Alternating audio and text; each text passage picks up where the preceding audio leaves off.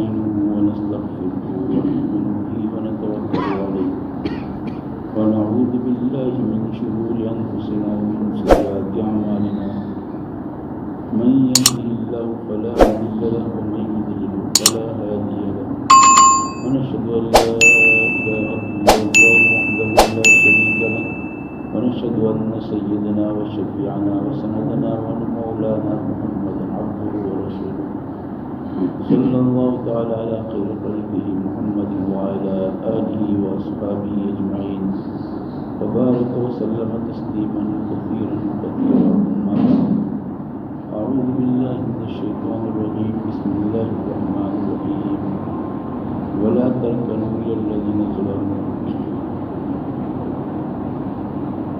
وقال النبي صلى الله عليه وسلم من تشبه بقوم فهو منه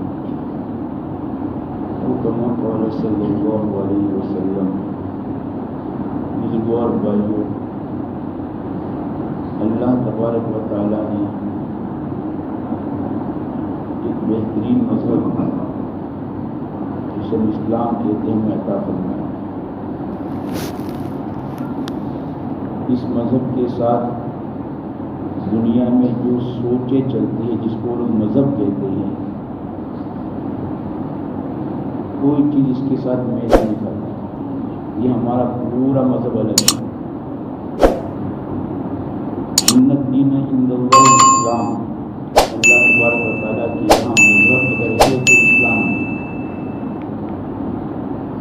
دنیا میں جتنے بھی مذاہب ہیں، بدھسٹ ہے، سکھزم ہے، جینوں کا مذہب ہے، اور اس میں بھی کتنی جماعتیں ہیں جینوں کی، اور عیسائیت ہے، یہودیت ہے، مجوسیت ہے. جتنے ملک ہیں اتنے مذہب، یہ جتنی بھی مذاہب ہے یہ انسان کی سوچ ہے. اور ہمارا جو مذہب ہے وہ اللہ تعالیٰ کا نازل کرتا ہے وحی کے ذریعے، یعنی اللہ تبارک و تعالیٰ کا ڈائریکٹ بھیجا ہوا مذہب ہے. اس لیے دوسرے مذہبوں کے ساتھ ہمارا مذہب میچ نہیں کرے. یہ لوگوں کے ذہنوں میں ایک بات چلتی ہے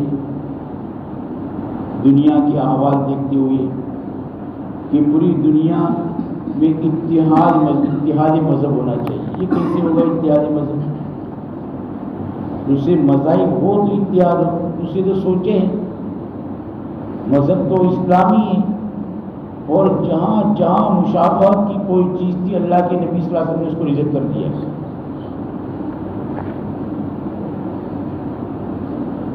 غور کریں، اللہ کے رسول صلی اللہ علیہ وسلم ہجرت کر کے مدینہ طیبہ گئے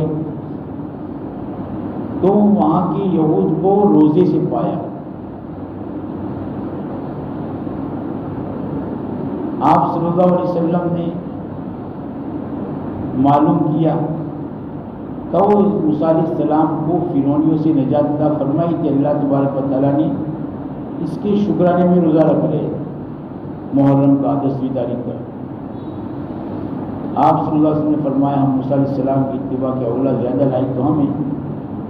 پھر آپ کے سامنے جب یہ بات آئے کہ یہود اس روزے کو رکھتے ہیں تو آپ صلی اللہ علیہ وسلم نے فرمایا لئن بقیت لأصومن التاسع، اگر آئندہ میں زندہ رہا تو 90 کا روزہ رکھوں گا، 90 کا بھی روزہ رکھوں گا تاکہ ان کے ساتھ مشابہت نہ ہو.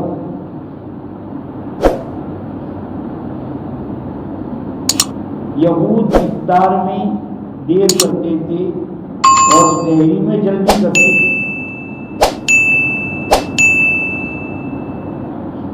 ستارے جب نکل جاتے اس کے بعد یہود افطار کرتے اور سحری بہت جلدی کر لیتے. اللہ کے رسول صلی اللہ علیہ وسلم نے اس امت کے بارے میں فرمایا کہ یہ امت خیر کے ساتھ وابستہ رہے گی جب تک افطار میں جلدی اور سحری میں داخل کرتی رہے گی. ہٹا دیا وہاں سے. اسی لیے یہود یہ کہتے تھے کہ یہ تو عجیب نبی ہے کہ ہماری ہر چیز کی مخالفت کرتے ہیں. اللہ کے رسول صلی اللہ علیہ وسلم نے معاشرہ مخلوط نہ ہو جائے اور ان کی چیزیں ہمارے میں نہ آ جاوے، اس لیے آپ نے یہ فرمایا تھا کہ اخرج الیہود من جزیرۃ العرب، جزیرۃ العرب عرب ٹاپو جو، اس ٹاپو سے ان کو نکال دینا، کیونکہ ان کے پاس کسی نہ کسی درجے میں بہرحال تورات کے کچھ علوم تھے جو کہ آسمانی کتاب تھی، لیکن اللہ کے رسول صلی اللہ علیہ وسلم آئے تو کتابیں سب منسوخ ہو گئی قرآن کے ذریعے سے، تو کچھ چیزیں ان کے پاس آسمانی تھی، مسلمان ان سے متاثر نہ ہو، اس لیے آپ نے فرمایا یہ معاشرہ مخلوط نہ رہے، پاکیزہ سارے معاشرہ صرف قرآن حدیث کے مطابق معاشرہ وہی چلے گا۔ کسی کو خوش کرنے کے لیے ہم ان کے مذہب کی چیزوں کو اپنائیں تاکہ رواداری ہو اور ہم سے دور نہ ہو۔ رواداری کی حدود ہوتی ہے، جہاں ہمارا دین اور ایمان متاثر نہ ہوتا ہو وہاں تک رواداری۔ باقی اگر وہ رواداری یہ چاہتے ہیں کہ ہمارے مندر میں بھی آئے، ہمارے جلوس میں بھی آئے، ہمارے میلوں میں بھی شرکت کرے، تو اس کی اجازت نہیں ہے۔ من کثر سواد قوم فوقنہم، کسی نے کسی قوم کے جمگٹے کو بڑھایا، مثلا ان کا مذہبی تہوار لگ رہا ہے اور ہمارا ایک مسلمان ان کے مذہبی تہوار میں میلے میں جا کر کوئی چیزیں بیچنے کے لیے کھڑا رہ رہا ہے تو ان کی قوم کو بڑھانا ہوا۔ وہ میلے میں بتوں کی عبادت میں شریک نہیں ہو رہا ہے، خالی وہاں بیچنے کے لیے جا رہا ہے، تب بھی وہ میلے میں گیا، وہ گنہگار ہے۔ حد ہے، ہر چیز کی حد ہے۔ بیمار خوشی کرو، اجازت ہے۔ کسی کے غیر مسلم کسی بھائی کا لڑکے کا اس کی رشتہ دار کا انتقال ہو گیا تو تعزیت کے لیے جاؤ، تسلی کے لیے جاؤ، کوئی حرج نہیں ہے۔ کسی کو آپ نے گفٹ دے دیا، کوئی کپڑا ہدیے میں دے دیا یا کوئی مٹھائی دے دی، آپ کے اور بچے کی پیدائش ہوئی کوئی چیز دے دی، دینے میں حرج نہیں ہے، لیکن کسی بھی مذہبی چیز میں شرکت کی شریعت میں اجازت نہیں ہے۔ یہ آواز یہاں نہیں اٹھ رہی ہے، عربوں میں اٹھ رہی ہے، یہاں تو اٹھ رہی ہے، عربوں میں آواز اٹھ رہی ہے۔ وہ یہودیت سے قریب ہونا چاہتے ہیں کہ یہودیت کو الگ جو کر رہے ہو، ان کے پاس بھی ایسی آواز ہے جو لوگ ہیں اور جتنے دماغ اتنے خیالات کہ بھئی یہودی بھی ایک مذہب آسمانی، ہمارا بھی آسمانی مذہب ہے، تو کیا اچھا ہوتا کہ ہم ایک ہو جاتے۔ ارے وہ دوسرا جو ان کے قریب جاؤ گے وہ ازلی تمہارے دشمن ہے، قرآن اعلان کرتا ہے وہ تمہارے نہیں ہوں گے، کبھی بھی نہیں ہوں گے تمہارے۔ آپ صلی اللہ علیہ وسلم نے الگ کر دیا ہے ان کو تاکہ معاشرہ مخلوط نہ ہو جائے اور ہمارے دین کی شبیہ اور شکل اور اس کی صورت بھی بڑھ نہ جائے۔ پاک رکھا ہے اور ہر چیز میں ان کی مخالفت کی ہے، ہر چیز میں، اور وہی کہہ رہے کہ کیسا نبی ہے کہ ہماری چیز کی مخالفت کرتا ہے۔ یہ تو ضروری تھا تاکہ مذہب اسلام کے ساتھ لوگ وابستہ رہے اور ادھر ادھر بھٹک نہ جائے۔ حدود ہے، رواداری رکھنی ہم کو، لیکن اس کی حدود ہے۔ ہم ان کی مذہبی چیز میں جا کر پھر انہوں نے سب ڈیلا لگا رہے، ہم نے لگا دیا، وہ کڑا پہ گئے، وہ لگا رہے ہیں اپنے ہاتھوں میں، کوئی رکشا بندھن کی داغا، اور ہمارا مسلمان کسی بزرگ کا پڑا ہوا دونا باندھ رہا ہے تو ان کے ساتھ مشابہت ہے، اجازت نہیں ہے اس کی۔ ان کی مذہبی چیزیں پتنگ بازی اور وہ اللہ کے رسول صلی اللہ علیہ وسلم کی نفرت میں شروع ہوئی ہے، اور یہ مذہبی چیزیں ان کی دیوالی 2 مرتبہ دونوں امام صاحب نے اعلان کیا، ان کی مذہبی چیزیں خالص مذہبی چیزیں، یہ نہیں کہ شوقیہ اور انجوائے کے لیے اور ویسے خوشی منانے کے لیے کر رہے ہیں، لہٰذا ہم بھی کریں، خالص مذہبی چیزیں، اور ان کی مذہبی چیز ہم کریں کہ ہم کو نکالا۔ کتنا آپ صلی اللہ علیہ وسلم نے اس معاشرے کو پاکیزہ رکھنے کی کوشش کی ہے اور یہ گڑبڑ نہ کرے، اس کے لیے آپ نے فرما دیا تھا کہ پورا جزیرۃ العرب پاک کر دیا، اللہ تعالیٰ نے پورا جزیرۃ العرب پاک کر دیا، ایک ایک ایک کر کے الگ کر دیا تاکہ یہ پاکیزہ ایک جزیرہ ہو جائے اور یہاں کے عمل سے لوگ استدلال کریں۔ حضرت امام مالک رحمۃ اللہ علیہ تو کہ یہاں تو عمل اہل مدینہ حجت ہے، قرآن حدیث حجت ہے، اور اس کے بعد تیسرے نمبر پر عمل اہل مدینہ کو رکھتے ہیں، جو اہل مدینہ میں ایک سے ایک بڑھ چڑھ کر علماء تھے، مدینہ میں بڑھ چڑھ کر علماء تھے اور قرآن حدیث میں تلاش کرتے، اور وہاں نہ ملتا تو کہتے مدینہ کے علماء کا عمل کس پر ہے، وہ دیکھو اہل مدینہ کے عمل کو حجت مانتے، کیوں آپ نے معاشرہ پاکیزہ کر دیا، دیکھو اپنی حیات میں۔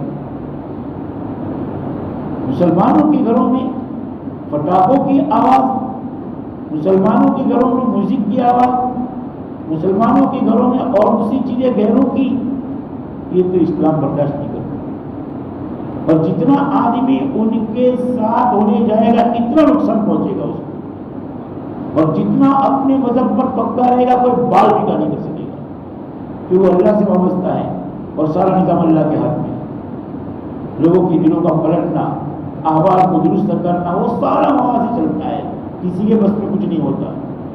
صاف روایت ہے، بادشاہوں کے قلوب میرے ہاتھ میں، صاف روایت موجود ہے، یہ بھی حدیث قدسی ہے، صاف روایت موجود ہے۔ جب یہاں سے بندے وہ اچھا اعمال بھیجتے ہیں، حکمراں میں ان پر عادل مسلط کرتا ہوں، اور یہاں سے اب اتنے برے اعمال بھیجتے ہیں، حکمراں پر ظالم مسلط کرتا ہوں، حکمراں ظالم مسلط کرتا ہوں۔